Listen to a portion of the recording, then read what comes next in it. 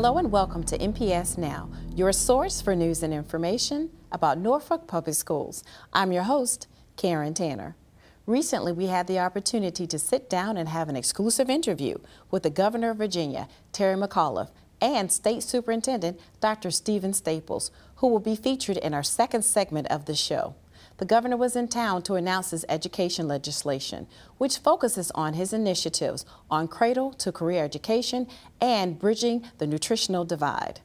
During your remarks earlier, you talked about cradle to career. Tell me a little bit about that, what that means. What I've big believer on is that we should allow every child to get pre-K education. Every study will show that the earlier you get a child into the education system, that about 80% of the brain is developed between birth and 4 or 5 years old. So if that's the case, why should some children have access to a pre-K education and others don't? So already at an early age, you're predetermining someone's future. I think that's wrong. I think everybody ought to have that opportunity. So beginning at a very early age, let's make sure that every child, you look at those beautiful 4-year-olds I just met in this class, and you look at what they're doing, they are going to be steps ahead of a child who doesn't have that opportunity. So I think it's important that everybody have that opportunity. So I talk a lot about what we need to do on pre-K access. My wife, Dorothy, and I are insistent that no child go to school hungry. We have thousands and thousands of children today who go to school hungry. How do you expect our children to learn on an empty stomach? Right. Once again, that's not fair. And we have the ability to close the nutritional divide, bring it together so that every child, and that is our goal by the end of my term, that not one child goes to school hungry. And Norfolk Public Schools is very excited to be one of the recipients from several schools around the state of Virginia to receive this special pre-K grant. That's right. Why did you select Norfolk specifically? Because they need it. I looked at those school communities across the Commonwealth that were in most need. And listen, Norfolk and the school district and the mayor and everybody involved has done an excellent job of taking the resources, stretching those resources, and getting results. So I think that's very important, and we were so helpful that we were a recipient of that grant. And for me, this is just the beginning of a start of what we need to do. And we're excited as well that you chose here, in NTC, Norfolk Yep. Technical Center. Why did you select this location to make this special Because announcement? of the success that you have here. I think it's important when people are making progress, and I talked a little bit about on the SOLs, we need to reward progress. It shouldn't be a pass-fail. It shouldn't be a number. If a certain school district has increased, maybe they haven't gotten to this level, but they've made a dramatic increase, they should be rewarded for that. So we wanted to come here because of the great success here and to highlight the success that you've had here. And hopefully, I always believe that you use this sort of as an inspiration to other school districts to show you can do this too. They're doing this in Norfolk. You can do it too. I also heard in your remarks that you think that pre-K correlates to career and college readiness. And as governor, our future graduates, when they come out here, what type of jobs as governor are you going to have ready for our students to walk into college and career readiness? Well, that's a great question, and this is what I focus on every single day. We are at a very unique crossroads here in the Commonwealth. We have been so reliant on the federal government, and in fact, Hampton Roads, about 50% of the gross regional product has been directly related to federal government spending, mostly defense. It's about 33% of Northern Virginia. Those days are over because of the cuts that are coming at the federal level. So my focus is building, the genomics, cybersecurity, modeling, simulation, all of what I call those jobs of the 21st century. And we've had tremendous success. I'm proud to say we've done over $5.5 billion of direct investment in my first year, which is double what any governor has done in Virginia history. But I'm just starting. That's just an appetizer. I'm just warming up. But it's important, but the key to that, I'm good at sales, I love to do it, but I got to convince that employer that if they're going to situate in Hampton Roads or come to Norfolk, that they're going to have a workforce for 10, 20, 30 years. Before they spend millions of dollars on a new advanced manufacturing facility, they know that they're going to have workers that are going to be able to go in that facility to make that product. That's why I say it all comes back to education. It starts at pre-K, great K through 12, working with credentialing at our community college level. We have all the tools. We have them. Exactly, and bridging the nutritional divide. And bridging the WIFE's nutritional, initiative. bringing all that together. I almost feel bad for the other 49 states. Once we get this going, there's nobody that can beat Virginia. We've got the deepest port on the East Coast right here. We've got an international airport. We have an ocean.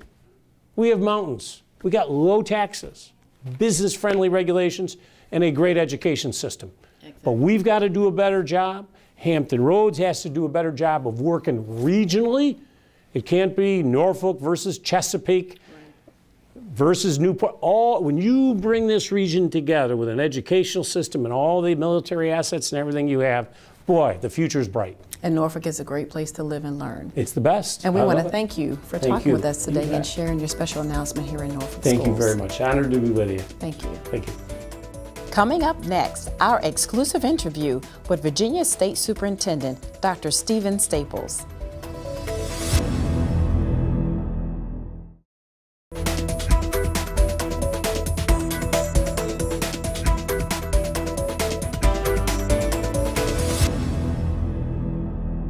Well, good morning, and thank you again for agreeing to sit down and chat with us for NPS Now, our weekly news show that airs on Channel 47 and online. And it's a pleasure to have you.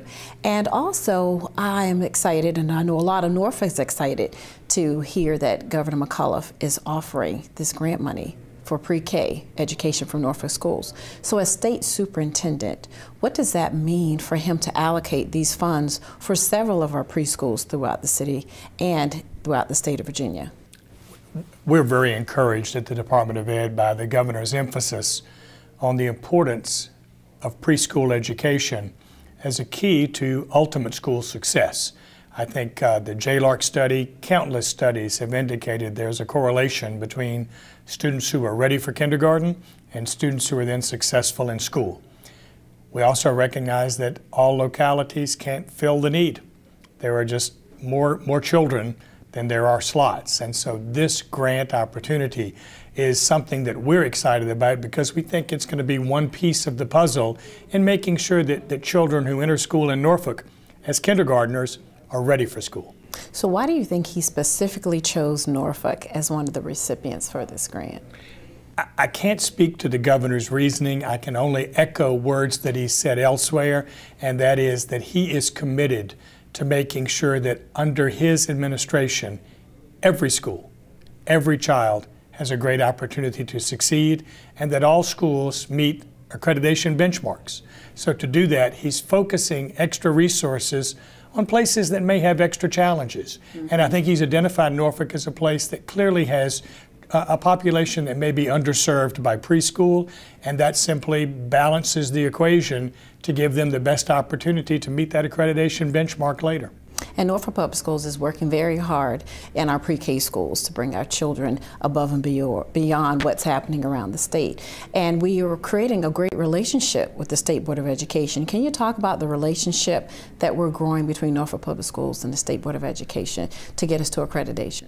The State Board, I think, has long had an interest in Norfolk because we recognize that there are challenges here that other divisions don't have to face. As a result, it means that we may have to provide supports, expertise, flexibility in ways that allow you to be successful. The State Board has said quite clearly, we don't expect less of places. What we understand is that equity may require different approaches in different places in order to, in fact, achieve those external benchmarks. So I think the State Board has felt a close kinship with Norfolk, recognizing that this is one of those places where success is certainly achievable, is certainly desirable, but may require a closer partnership to actually make it happen. And do you know of any of the specifics about what we're doing with the State Board of Education to help grow that and add that support? Well, Dr. Sam King is a frequent visitor up to us in Richmond to keep us apprised of some of the things he's doing. And the State Board and the Norfolk Board have actually entered into a memorandum of understanding. Think of it as a contract. And what the contract says is, here are the things that the Norfolk Division is going to do. Here are the things that the State Board and the Department of Ed is going to do. The idea being that by committing them to paper and both sides making a commitment as to what the effort will be, everybody knows what to expect from everybody else. So the ongoing dialogue involved in that memorandum of understanding, I think, helps foster a relationship between the two boards. And I'm glad we're having this conversation so parents and the community will see the closeness and how the working relationship is working with the state and the school system to help both support and get our students fully accredited. That's good to know, because I think the state board wants the community to understand their engagement is about helping to achieve success, and that although there are over 130 school divisions in the Commonwealth, and certainly the state board takes an interest in all of them, Norfolk is always a prime place on their radar to say, how's it going, what can we do, what needs to be done. And we also know that it's crucial to have family engagement and parental involvement in our schools. Are there any special initiatives from the state that you all have or are working on to help us get more family engagement, parental involvement in our schools? There are, and I'm glad you asked about that, because one of the important takeaways for us as we look at schools who are dealing in challenged environments is that school solutions alone won't solve the issue. Schools can put in programs, we can change instructional designs, we can change people, but there's still a need for services, support, interventions outside of the school environment. And part of that is how we engage families. We participate in the governor's Children's Cabinet. And the notion of the Children's Cabinet is to allow all the agencies in state government to actually cut across the silos that sometimes occur to say, how do we provide services? And one of those is, how do we better engage parents? We just recently sponsored a conference through VCU where one of the main topics was better engagement of families with schools. And so we're trying to reach out to schools to help them see high quality programs that may in fact help them better engage their families. We know parental involvement is important, but then also professional development for our teachers and our principals. And I understand there is a program that our principals or organization that they belong to called ESPAN, I believe. Tell us a little bit about that program. The idea is, what we've discovered is that it's important that principals be trained and updated in a way that allows them to exert leadership on the things that matter. And so we've engaged with the National Association of Secondary School Principals to provide what we really believe is high quality training that supports leadership, particularly in areas that have challenged populations.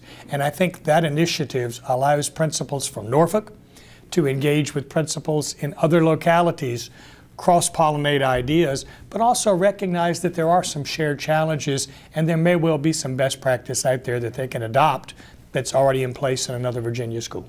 Having been an educator for so many years, what do you feel has been the benefits from being aligned with this organization? I think, well, there are multiple, but the two that would come to mind first is it is high quality training that is job embedded. It's not the kind of thing where you go to a conference for 2 days and you think, okay, I've learned it all and I'll come back. This is ongoing, job embedded, that allows folks to get feedback. How did that work? What might we change? How would we do it? And they do the professional development in a setting that is collegial among a good peer group.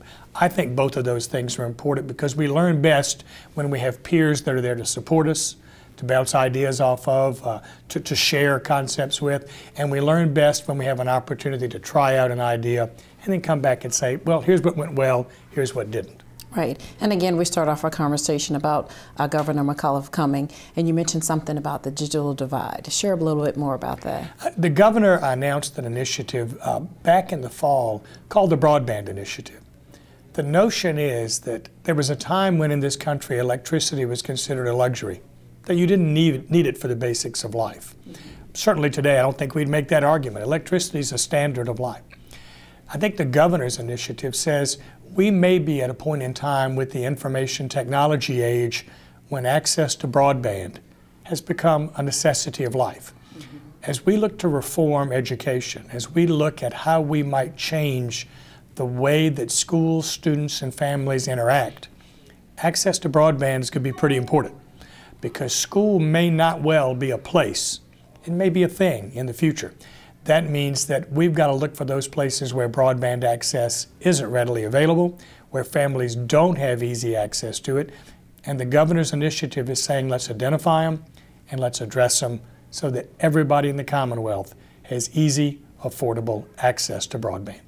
That's great. And I just want to thank you for taking a moment out your day to share some valuable information with us. And we appreciate you being on the show today. It is a pleasure, and I applaud the idea of doing shows like this to keep people informed, and thank you for your work. Thank you. More NPS Now after this.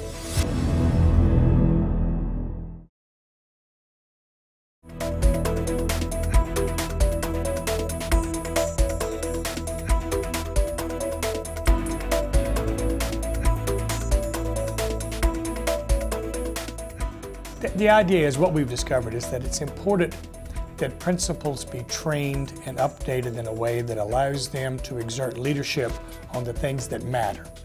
And so we've engaged with the National Association of Secondary School Principals to provide what we really believe is high quality training that supports leadership, particularly in areas that have challenged populations. And I think that initiative allows principals from Norfolk to engage with principals in other localities, cross-pollinate ideas, but also recognize that there are some shared challenges and there may well be some best practice out there that they can adopt that's already in place in another Virginia school.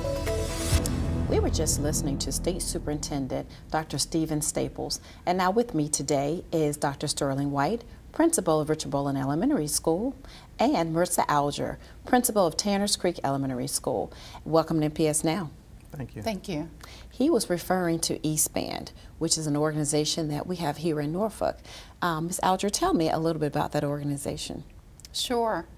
I'm the proud president of ESPAN organization, which is the Elementary School Principals Association of Norfolk. We serve 90 members, which consist of principals, assistant principals, aspiring administrators, as well as retired principals. It's an organization that started late in the late 60s and really served as a conduit of communication between principals and administrators at the central office level. As a principal, Sterling, how does this organization support you? Well, actually, it helps me a great deal. It provides us with a lot of professional development. It provides us with a lot of just conversation and dialogue. It allows me to call Maritsa to say, hey, I have a problem with this, can you help me with this? And it's more of a unit, a team that allows us just to bounce ideas back and forth off of each other. And Maritsa mentioned that she's the current president, but you're the upcoming president Correct. of this organization. Yes. How long have you been a part of it? Well, I've been a part of the organization since 2002. I've been a member, and last year was my first year as the incoming president, as we call it, and I do that for 2 years. Then I'll be the president for the following 2 years, and then 2 years after that, I'll be what do you call it? The outgoing president, the past president, and I'll do that for 2 years. So we're in it for approximately 6 years.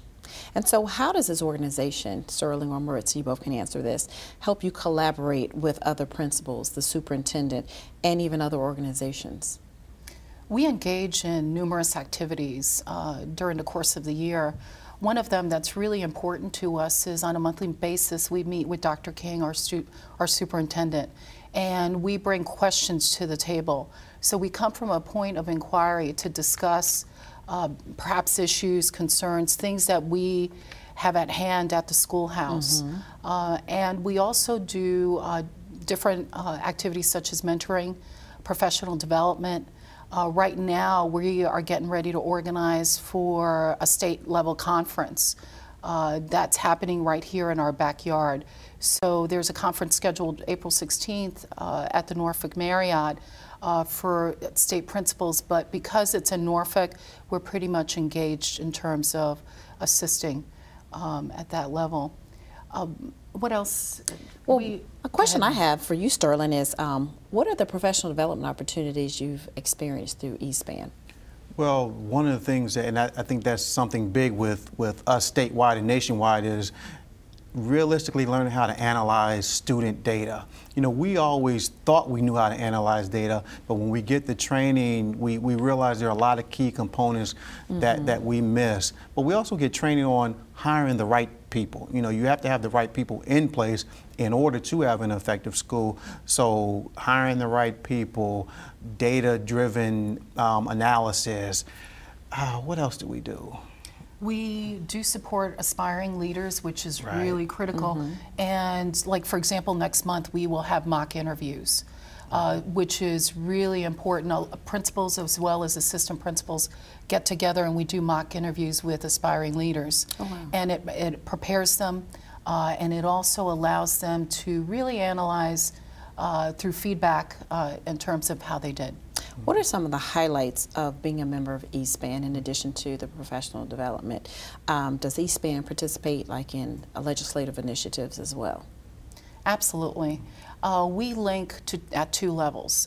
We link with the Virginia Association of Elementary School Principals, and there are two members, myself and Cheryl Jordan from Sherwood Forest Elementary. We both serve on the state board. And it's really a great opportunity to have a voice, not just at the local level, but at the state and also national.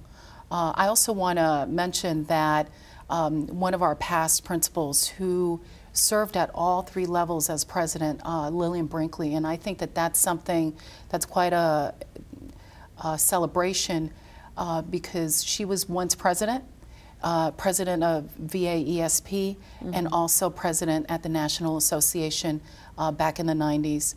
And so we definitely have links at both levels, and it allows us to have a voice in terms of legislation. And this goes from, we have a local chapter, a state chapter, and a national chapter that you're involved with. Wow.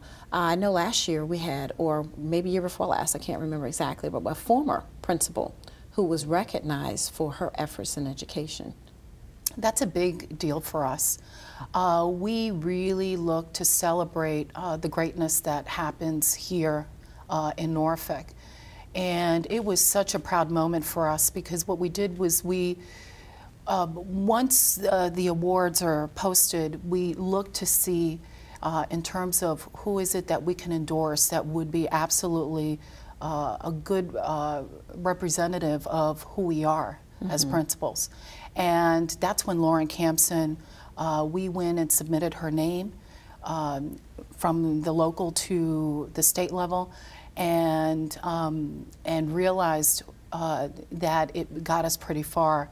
It was amazing to me to have seen that of all the principals in the state of Virginia, she was selected to represent VA-ESP as the National Distinguished Principal. I was there, and that was an awesome opportunity. A lot of the principals came to support her from around the district. A lot of them did, and that was awesome. Well, I got another question for you. As the current president, what do you desire to achieve before your term is over?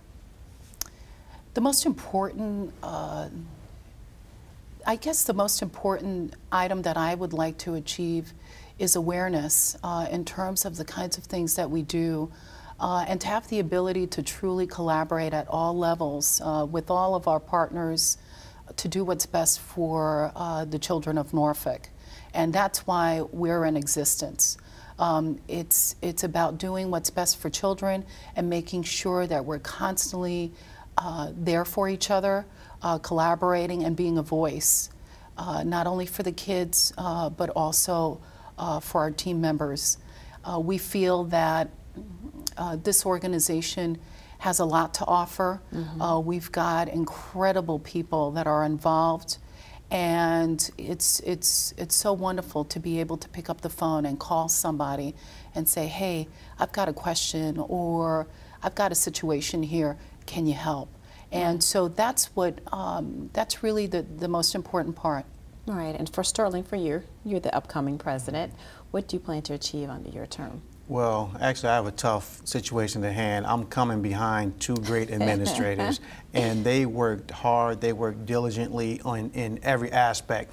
So I guess me just trying to hold up my end of the bargain.